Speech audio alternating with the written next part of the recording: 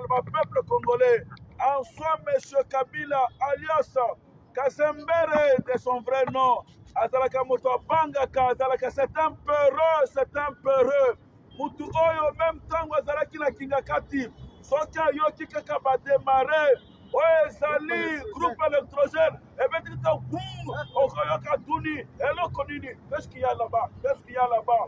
Mention spéciale, et bien, ministre des Affaires étrangères, à la personne de Madame Margaret Thatcher, à la personne de Kai Kwamba, Lobi Basignaki, devant le département d'État américain, selon la résolution 773 des Nations Unies, va signer accord de paix. Oezalaki Ndoto est commis réalité. La cessation immédiate des hostilités, le retrait immédiat de troupes rwandaises. Lelo Oyo, Kagame les criminels, Azali contre le mur. Pour rappel, il y a quelques temps, à Salaki cérémonie, Oya génocide rwandais a invité Kibagra du monde, mais il s'est retrouvé seul. Nabakiti, la salle naïe. Lelo Oyo, Fati Béton, aigle de père et de mère. Moi, la maman Marthe Kassalou, autres allez saluer en passant à la Kisiko. Avec Dieu, tout est possible. Lelo Oyo, Kimia et Kozonga na RDC.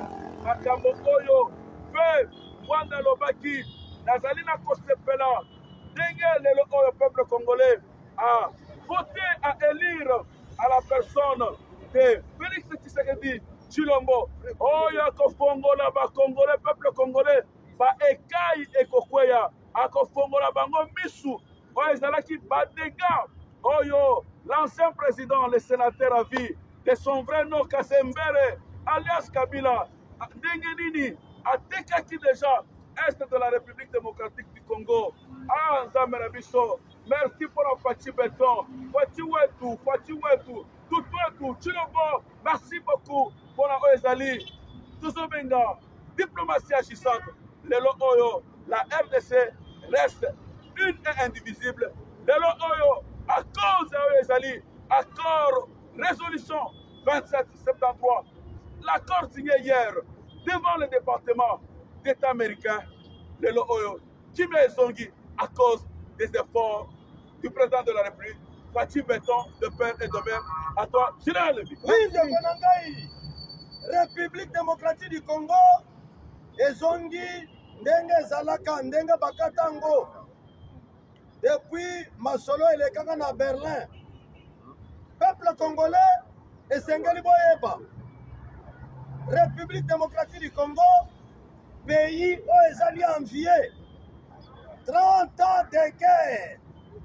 Il a fallu Moutulokole Félix Antoine Tshisekedi Tshilombo, Aloba, Niet, au dialogue, Niet, il y a besoin d'étrangers pour ça, la bango, tobengi, brassage, mixage.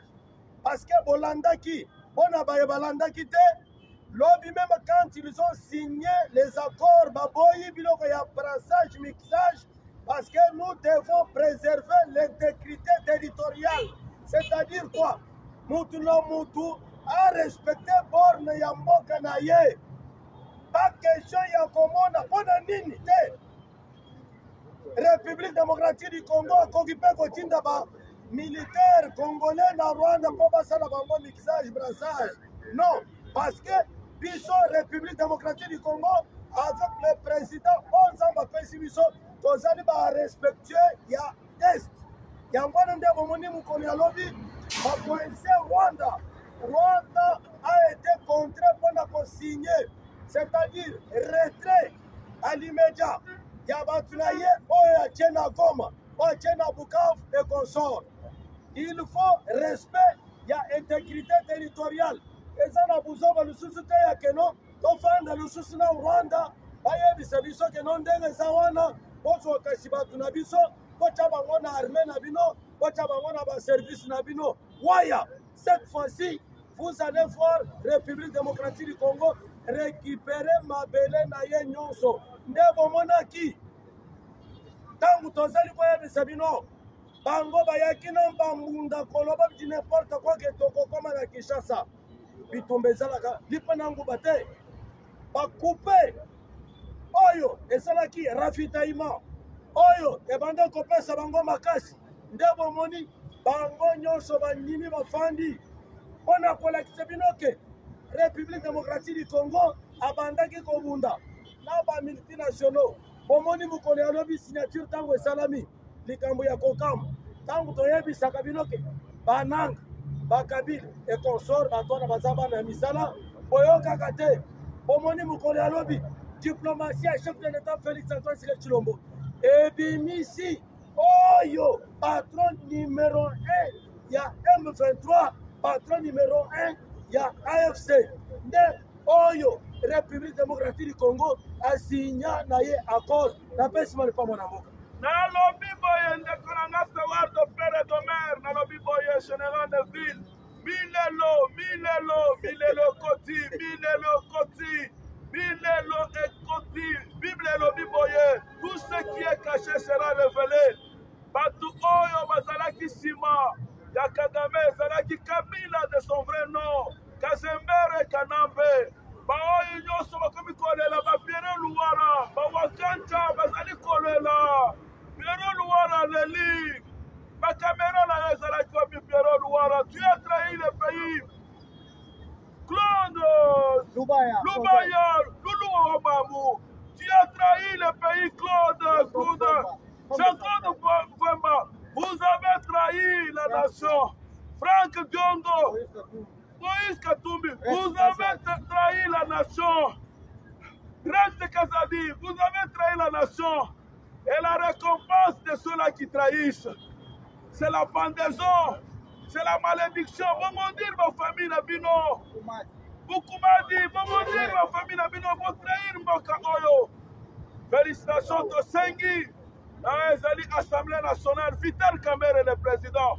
Tosengi, Samalukonde. Bolongola batu nyonso wana bolongola Kabila ba milité na ye procureur de la cour constitutionnelle bolongola ye ces gens ils ont trahi la RDC la République démocratique du Congo babombi bandeko na biso na Goma na Bukavu mais kasi bayebaki te nzambe azalaki nzambe afati beton aigle de pere de mer babosalaki ke nzambe aza nzambe RDC babosalaki na 1998 barebele rwandais bayaki na Kinshasa biso bakombatant bakinois tosimba tokangaki bango lokola bambiso tosalaki mosala likolo na bango me kasi lelo oyo félicitation mention spéciale tozali na esengo tozali na fete tozali koshibile lobi ntango signature accord ya paix basinya yango namelaki champagne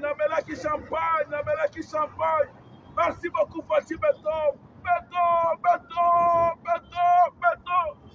Merci mingi tomelaki champagne pambate.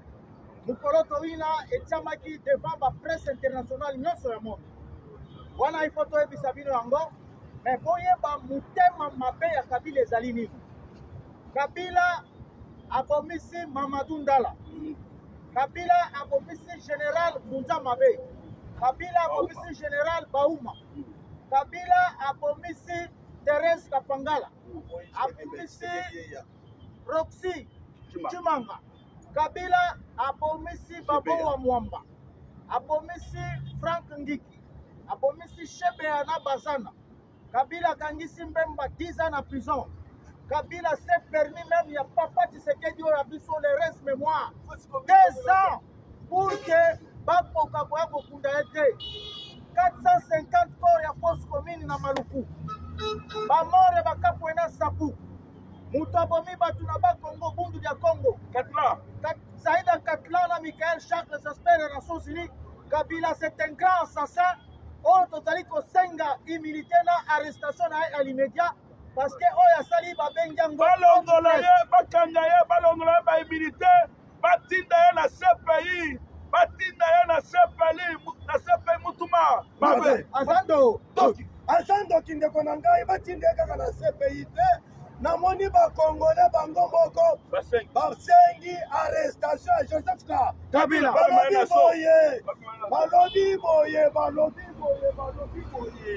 balobi ke tosengi na Joseph Kabila bakangele biso ye basala ye sardine tolia ye biso moko bakongole tolia ye wana bakongole peuple congolais motema esuki kozali koyebisa bino boye 30 ans après lelo mona ya Etienne Tshisekedi wa Mulumba aye silisi bitumba esengo te nalingi naloba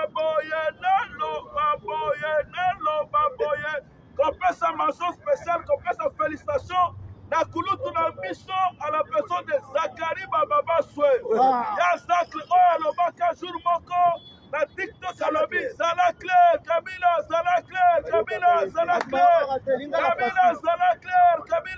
clair honorable Zakari Baba Swe tous mes respects félicitations parce que ça aigle omonaki musika tango bandako loba Kabila zala clair bato ba comprendre ki yote mais kasi oyo to bandako yoka maman Oliva Zoloba mon mari travaille en silence Bando.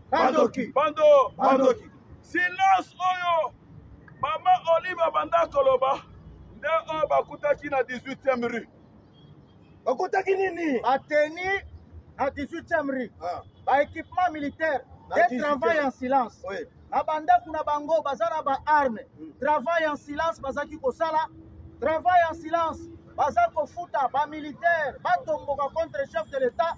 Oh bauti kokanga 40 militaires. Basali na vidéo, bazolo balongoli président, mais bamelisa ki bango diamba, babosani ke il faut que le Ghana RTNC, il faut que ça na imperium, bazana eloko moko te, basutuki lelo, batunyo sona c'est Olive Lembe Kabila qui travaille en silence avec son mari, ba Rwanda tozo kangala batinel, tozo kangala baterase, silence na bango de travail en silence. Nalingi na bakisa savoir de père de mère Koloma Boye. Tosengi bakonzamboka, tosengi ministre gouvernement, après avoir kolongola ba immunité likolo ya Kasembere de son alias Kabila, sénateur à vie, ba extrader ye, opinion congolaise ezali partagée, ba mususu balobi basala ye sardine, ba mususu balobi bakanga ye, baya na ye batia ye na so, afin que bana mike ya maternelle ya primaire bakende kosimba kamandefu na ye basimba ye Kasembere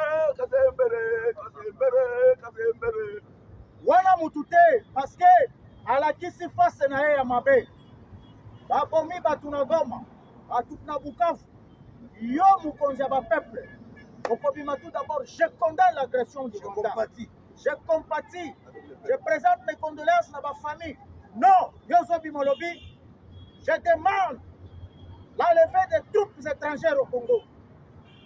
Les revendications des M23 sont légitimes.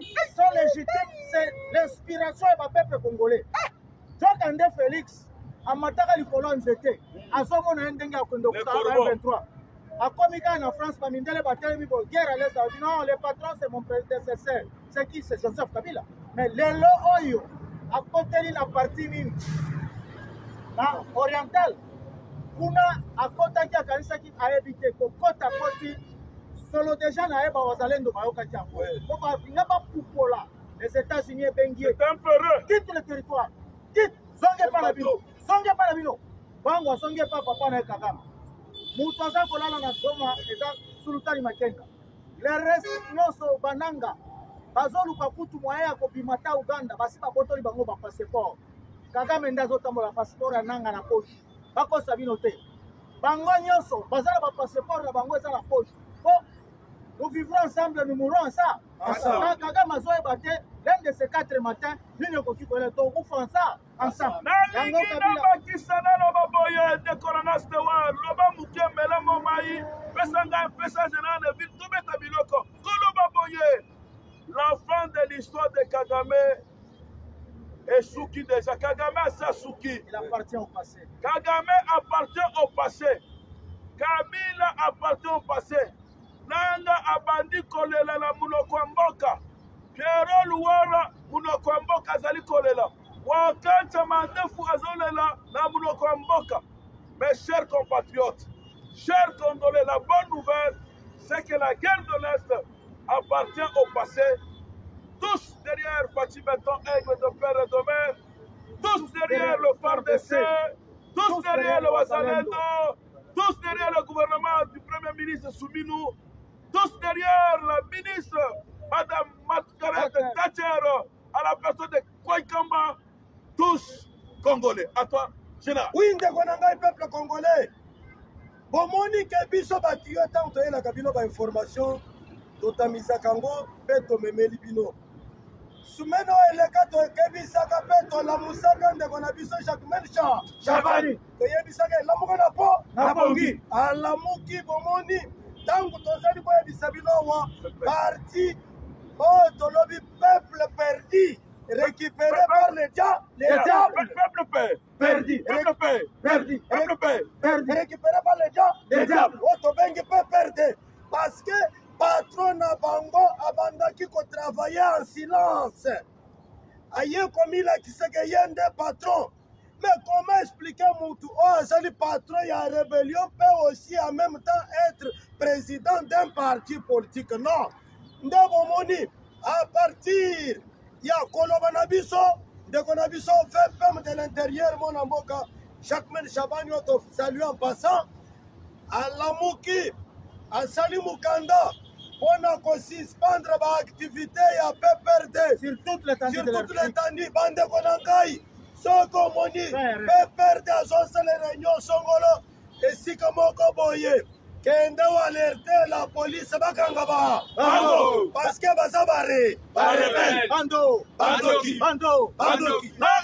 na lingi na loba boye komakisa bomona wapi ancien président de la République oyo mboka epesi ye nyonso ayaki awa na babote azonumba solo ayebi Jean-Paul Gaultier te ayebi parfum ya sauvage te ayebi miyake te ayebi te baparfum oyo boyebi bagotier te pendant 18 ans République démocratique du Congo epesi ye nyonso mais kasi epesi ye makambo nyonso tu mais kasi après 18 ans moto oyo mboka epesi ye nyonso à la personne de Kasembere alias Kabila Kabange ancien président oyo nouveau président bakokaki kokende bakende kozwa sagesse bazwa expérience na ye bapanda koutilize ye na Union africaine na États-Unis mpona bamédiation na bamboka mosusu mais kasi un ancien président oyo babanda kobenga l'université de Kara il a fallu kaka basanction américaine basanction ya Union européenne ekweya likolo ya mentor na ye à la personne du criminel Kagame ayoka biloko eswa ye na bambala eswa ye moto alobaka te oyo babanda kokanisa azali sage or azali na sagesse te azali na bwanya te eza bato mosusu kovanda nye eza sagesse te eza manque ya mayele ya sagesse aye kobima lelo Kagame abimisi ye oyo abombami lokola mwana muke lelo oyo Kabila okokangama omata okita mboka oyo ya papa na yo te ya mama na yo te papa ndeko na ngai tewari limbisa ngai nazopesa maloba peuple congolais bomoni ke lelo tozopesa journaliste oyo Kabila boma raison tango Kabila azokotisa réunion ye baninga bazali koreflechir lolenge nini mboka ekoki kokende liboso ye afandaki na bika azali kodesine kaka munduki azali kodesine kaka ndenge mutu ya munduki ndenge ezalaka eloko wana yango oyo République démocratique du Congo epesi ye nyonso epesi ye mbongo epesi ye bandaku epesi ye baferme oyo lelo oyo kude chapeau na Constant Mutamba parce que toyoki saisine ya biloko mosusu lelo oyo PPRD bandeko na nga mpo bomonaka ezalaki parti ya barebele ta nyonso bango bafandi na République démocratique du Congo ata kosomba lopango te babandaki kookipe illégalement kuna na bumbu lopango ya bato coup de chapeau na ministre d'état ministre de justice parce que a récupéré lopango wana oyo PPRD ayibaka botola une paisible citoyenne congolaise bazongiseli ye lopango ntango tozali na bino bandeko na ngai République démocratique du Congo tozali kokende liboso tozali kokende se kokende liboso mpona parce que tout est mis en marche kala mingi te bakobanda korespecte biso na bapays nyonso Kabila ayaki mpona kojosifie biso bakongolais lelo Félix aye mpona kopesa biso valeur na yango topesi lokumu epa nzambe oyo tokamataka mboka na biso tozongiselaka ye nazongisela lepama na mo. Merci mingi ndeko na ngai général Neuville pamba te namoni Johnny le Noir kondokisa biloko Kabila bapesi ye mosolo bapesi ye fanga bapesi ye nyonso likambo kama tozwi na bamanzele topesi ye mais aokoka kaka te mutemama azando tolingi tosukisa toloba boye biso nyonso peuple congolais nsima ya deal du siècle deal oyo toyebi ya États-Unis na RDC oyo tozali kobenga mine contre infrastructure mine contre développement ya mboka ya RDC mine accord oyo tokosinye deal oyo ekopesa sécurité na mboka surtout ya est ya République démocratique du Congo oyo ezali estimé à plus de 30 000 milliards de dollars oyo baaméricain bakoinvestir oyebisa peuple congolais bato balota te 2028 tokochange constitution toyebisi bino tokochange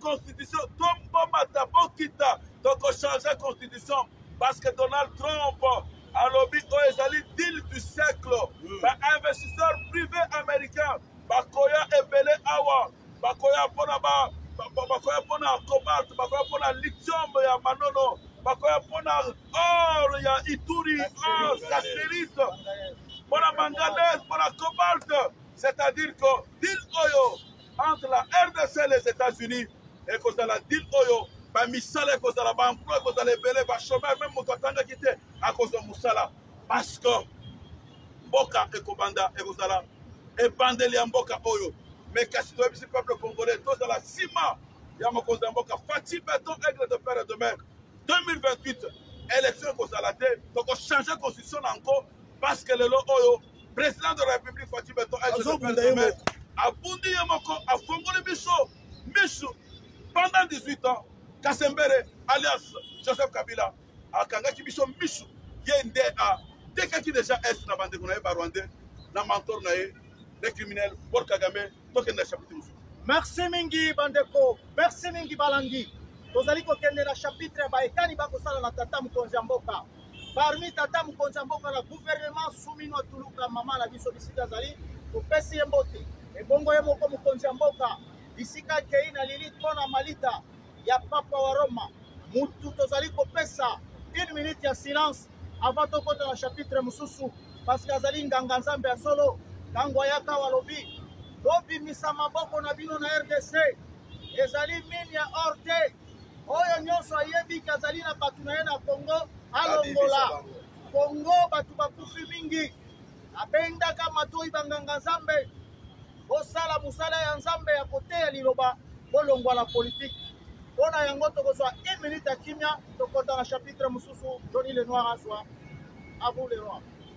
Merci beaucoup, de père et de mère, Kolingi Tolo Benabino, ministre de Finances à la personne de Doudou Famba, le Pakebo, Oyo Akendaki, na États-Unis, précisément à Washington, Bisika Oyo, réunion des assemblées de printemps, il y a Banque mondiale, il y a Fonds monétaire international, et Salamaki, Smet Oyo, Bisika Oyo, Akendaki Kolobela, mais il y a avancée significative, il y a cadre macroéconomique, il y a Mboka Nabiso, malgré que Bitumba Ezali, la Est de la République démocratique du Congo, tout il y a franc congolais Ezali stable, tout il y a dollar Ezali stable. Mokonzi, il y a finance à la personne, les Doudou Fomba, les Pakebo, à Koutanaki, la sous-secrétaire d'État américain chargé de Finances à la personne de la Madame Corinne Obakutanaki balobelaki aussi ezalaki avancé indicateur ezali envers l'économie congolaise. La rencontre oyo esalamaki la cadre ya plaidoyer oyo ezali tozali koloba en français portant sur le progrès réalisé par la RDC en lien avec les indicateurs du millénium. Indicateur oyo tozali kobenga MCS oyo ezali un programme ya financement innovant du gouvernement américain des États-Unis. C'est-à-dire bakutanaki na Madame Catherine oyo azali sous-secrétaire d'État américain pour la balobela lolenge nini gouvernement américain ekoki kopesa oyo ezali kopesa misolo pour le développement ya mboka mosusu précisément ya Afrique et surtout ya Afrique subsaharienne. Ministre de la Finance a présenté qui va réforme dans la réalisation dans l'entreprise publique. Le gouvernement congolais est sali pour encore renforcer la qualité de la politique et de l'institution. L'effort et permettre à la RDC de passer à un progrès significatif. C'est ce que notre SPA est le 3,2 sur 6 est dépassé moyenne régionale et Afrique subsaharienne établie à 3,1% sur 6 à 3. Merci mingi Ndekonanga Johnny Lenoir akendaki ye mokote na Washington mais azalaki na DGI Barnabé Mwakadi Mwamba parce que bango nde bazali kokumbamela masolo akendaki elongo mpona kolakisa baassignation oyo barégie financière ezosala parce que lelo na bamboka ya bapaya soki bolingi bosala oyo babengi deal ou bien partenariat mboka wana il faut yeba nanu eza lokola yo ebisinga naza ingénieur nakotongela yo ndako mais il faut namona déjà baengin il faut namona déjà bamain d'œuvre na yo bato na yo ya mosala mpe olakisinga babrike bazelo basima nga moko nde nakobanda ntango tokómawa yo bandi kofinanse c'est comme ça bomonaka bainvestisseur mpo baya badile nyonso bauti koyebisa bino awa batalisaka nano nous avons combien de milliards en banque oyo tokoloba mpo bakoki koya komeli bango lokola ngumba avant bango bakoyeba baza quand même na mwa mosolo topesa bango eza lokola na banque soki olingi okende kodefa mbongo banque akotinda baexpert batala babien na yo aza na ndako moko lalimete totali yango soki toteka lelo baya million azosenga 200 000 bopesa ye nde oyo bozali koyoka na badepartement d'état américain madame Corinne bazaki kolinga koyeba bwanya qu'est-ce que le Congo a pour qu'on puisse les aider afin que bakoka koréaliser bainfrastructure bamakambo kilikili ebongo tosala na bango partenariat oyo babengi gagnant-gagnant soit na anglais babengi yango win-win. Namoni Johnny Lenoir, tu vas ajouter quelque chose? Nalingi na baboye rencontre salamaki entre le ministre de Finances à la personne de Doudou Famba de Pakebo alobaki lisusu alobi boye alobi ke évolution oyo ezali témoignage ya bavancé oyo esalemi dans badomaine clé ya mboka na biso tel que la gestion économique, tel que la politique structurelle, tel que l'inclusion sociale et la gouvernance publique. En dehors de cela, alobaki que l'évolution est salami réforme majeure et salami parmi les réformes majeures et salami la mboka na biso afin que tout soit ezali financement du gouvernement américain. Ezali certains critères qui sont posés tels que la lutte contre la corruption. Mwana mboka azali kosala à la personne de Jules Alingete Mokonzi ya IGF Mwana Bendele Mwana Matete tozali saluer en passant. Parmi les réformes majeures évoquées par le ministre des Finances, Dozalina Oyo, Baouti, Kosala, l'adoption du projet de la loi portant création du tribunal pénal économique et financier et du parquet financier. Oyo, c'est-à-dire Ndekonanga Steward de Père de Mer, Ndekonanga Général de Ville, après que lui, chef, ait fait ce qu'on appelle la patrie financière, le contrôle concomitant, le contrôle a priori, Tangwa Sali, Oezali, audit dans une entreprise, dans une entité, après si ma conclusion, et ça là qui se quoi difficulté, moi ça là qui parquet financier ça là qui était, mais quand si ministre de finances, on a rassuré, ouais ça ma partenaire, américain, on va aller la misola comme ça, État pour la base de pétrole la banque. La loi a été adoptée, l'adoption du projet de loi portant création du tribunal pénal économique et financier du parquet financier. Pas seulement cela, Général Neville, le décret numéro 25/15 du 9 avril 2025 instituant la déclaration du patrimoine des agents publics et leurs familles. Pas seulement cela, l'opérationnalisation du comité national de mise en œuvre des sanctions financières ciblées au Togobenga, au Sanafic, dans le cadre de la lutte contre la corruption.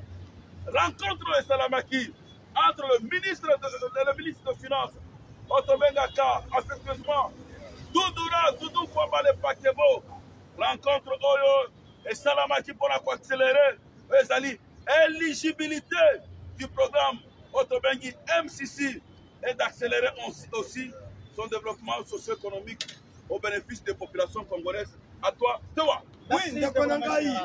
Peuple congolais, Olandi Oyo Ndeko a expliqué na l'Ifalansa. Na munoko na biso ya lingala lingi koloba boye. Ministre wa etali makambo ya mbongo babengisamaki bango nyonso kuna na États-Unis d'Amérique na oyo bengi Fonds monétaire international y compris Banque mondiale mpona kotala oyo etali gestion ya misolo oyo République démocratique du Congo azali koproduire mpe azali komettre en circulation. Peuple congolais toyebisaka bino toujours que soki pays na bino eza sérieux te boyeba ke bokozwa mpe eloko moko epa Banque mondiale te même pas Fonds monétaire international te. Lelo ntango bozali komona bato wana bakoya koapuye biso bakoya kobengisaka biso kotunaka biso mayele mpe bwanya na biso lolenge nini tosilisi corruption na mboka na biso parce que à 100% aussi to travailler plus ou moins à 80%. Quelques nyamu ndeza par-ci par-là. De bango moko bazokama parce que République démocratique du Congo est le pays le plus corrompu au monde et puis le pays le plus pauvre au monde. De bango nyonso babanda komituna mais lelo yo Nzambe aye kopesa biso président de la République Félix Antoine Tshisekedi oyo asali sélection na ye aye kopesa biso ministre ya finance na jeunesse ya IDPS oyo tobengi mwana mboka Doudou Famba le Pakebo ntango azali kofanda na bato wana farafar bango nyonso bazokama. Qu'est-ce qui s'est passé? Méthode nini oyo yo koutilize parce que tobanda komona mikolo uti koleka dollar ebanda komata se komata osali méthode nini? Il a fallu à expliquer bango quand bien même toza na état de guerre mais bango nyonso bazali kokama ndenge nini stabilité macroéconomique ezali kosalema nde bomoni bakei plus loin akutani même na sous-secrétaire d'état américaine mama wana pour que ameka mpe koyoka bayoki biso. Ils ont compris que la République démocratique du Congo azali na avancé na makambo nyonso na zone sur le commandement. Merci mingi takolanga général Nefiki takolanga Johnny Lenoir amoni olio betato. Tolingi tobakisa koloba boye le DG de la DGI à la personne de Barnabé Mokadi, le miracle fiscal azalaki ben la délégation à ministre de finances oyo ayebisaki ba américain méthode nini oyo azali kosala mpona kokende au-delà des assignations. Pour rappel, pour le premier trimestre 2025, Mokonzi, il y a DGI, il a été le premier parmi les 3 régies financières. Au-delà des assignations.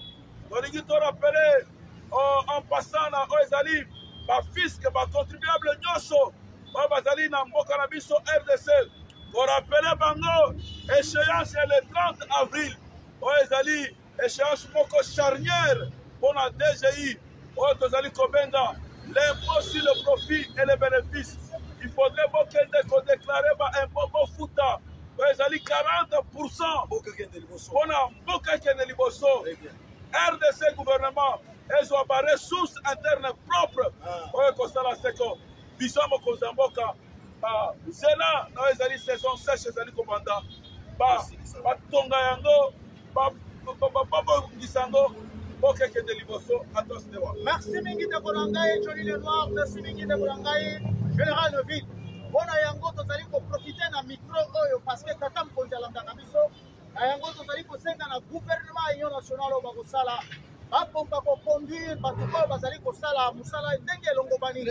Mpona nini te mwana mboka Barnabé Mwakadi, le DG, le pasteur, l'homme des assignations au-delà des assignations, akoka kofanda la kati wana parce que approuvé devant le monde national et international namonaki exposé na ye na tentir mayele na ye parce que akokaki koloba azozwa mayele me naye kocomprendre aza na bible aza na mayele c'est que azotire mayele mingi na bible parce que sagesse aza kokumbela nango entreprise ezali sagesse oyo ekozala kaka na bible mpo bato misusu tolingai toyoka déjà IGF umukamate détournement et milliards. Mais comme il marche avec la Bible, il a la sagesse de Salomon et tous les conseils de la chef de l'État pour conduire les sous gouvernement et l'Union nationale parce qu'on ne change pas l'équipe qui gagne. À vous, Johnny Lenoir. On ne change pas l'équipe qui gagne. On ne change pas l'équipe qui gagne. Barnabé Mwakadi Mwamba. Barnabé Mwakadi Mwamba. La fierté de fils de l'UDPS. La fierté de fils de l'UDPS. La fierté des serviteurs de Dieu. Est-ce que quelque chose de bon peut-il sortir parmi les pasteurs de la RDC? Oui, quelque chose de bon. La matière grise, Barnabé Mwakadi Mwamba. Le miracle fiscal, c'est le meilleur. Le moment venu du changement de mandataire, de nomination de mandataire, qu'on puisse laisser ces grands hommes de Dieu. Oyazi Lilo Banzambe a appliqué la fiscalité. Lelo Oyo, chaque fois ministre des Finances, a koki ko pesa bango ba assignation, bazali ko sala au-delà. Même si aujourd'hui la province du Nord Kivu, la province du Sud Kivu est occupée par le mercenaire, par les troubadours de 1-23. Mais Kassi, Mwanamboka, Barnabé, Baba, Chandarabo, Barnabé Mwamba, Azalikaka, au-delà des assignations. Pour rappel, le premier trimestre de l'année 2025, la DGI a été en première position avec une réalisation de plus de 109% au-delà des assignations. Félicitations le pasteur Barnabé Mwakadi. Vous avez le soutien du trio. Tous derrière le président de la République, Fachi Benton, aigle de père et de mère. Tous derrière le PARDC, tous derrière le Wazalendo, tous derrière Doudou Famba le Pakebo, tous derrière Barnabé Mwakadi Mwamba, le pasteur. Tolingito Silisa Tolobi, loyauté au chef de l'État, Fachi Benton, aigle de père et de mère. Loyauté au secrétaire général, honorable, sénateur, parlementaire de l'Assemblée nationale, Augustin Kabouya. Loyauté au chef de l'État. Tous derrière Fachi Benton. Loyauté, Fachi. Loyauté.